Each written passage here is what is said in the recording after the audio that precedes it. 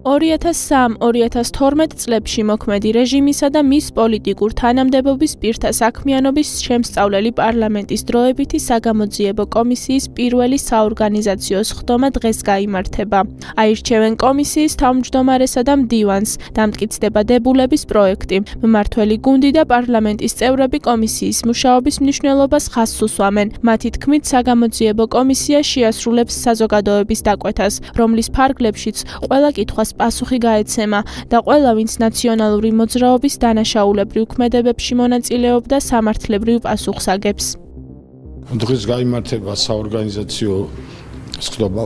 ავირჩევთ კომისიის ხელმძღვანელს, თავმჯდომარეს, ასევე კომისიის მდივანს, ასევე გვექნება მსჯელობა დებულებაზე, რა წესით ვიმუშავებთ და მივიღებთ ამ დებულებასაც.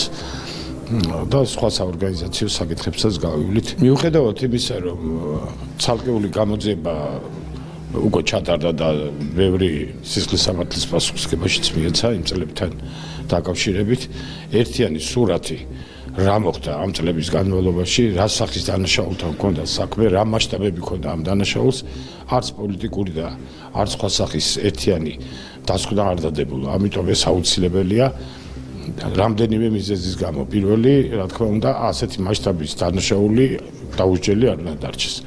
და მეორე, ყველა ხელისუფლებამ უნდა იცოდეს, რომ თუ რაიმე სისტემის დანაშაულებრივ მიმართულებას ჩამოაყალიბებს, ის რაც არ უნდა დრო გავიდეს, დაუსჯელი არ დარჩება. თავარი აქ არის, რა თქმა უნდა, ის რომ ძალიან დიდი ხნის სურვილი ქართული საზოგადოების უმრავლესობის, რომ აი ეს დამნაშავე ცნობილი არა მარტო ქართული, არამედ საერთაშორისო სასამართლოს მიერ დამნაშავე ცნობილი რეჟიმი, რასაც ქვია კოლექტიური ნაცმოძრაობა, ჩამოცილდეს ქართულ პოლიტიკას. რა თქმა უნდა, თავად პროცესი იქნება საინტერესო, იმიტომ რომ მტკიცებულებების, რომელიც უკვე არსებობს მოძიების გარდა, რა თქმა უნდა, ჩვენ მოვიძიებთ ახალ მტკიცებულებებს, ეს იქნება მოწმეთა ჩვენებები თუ ასე შემდგომ, ამას ნახავს საზოგადოება და ვფიქრობ, რომ ეს იქნება მნიშვნელოვანესი როლი საქართველოს ისტორიაში, რომ დასრულდეს რადიკალური პროცესები კოლექტიური ნაცმოძრაობის სახით და ქვეყანაში დაბრუნდეს ჯანსაღი ოპოზიციური ძალები.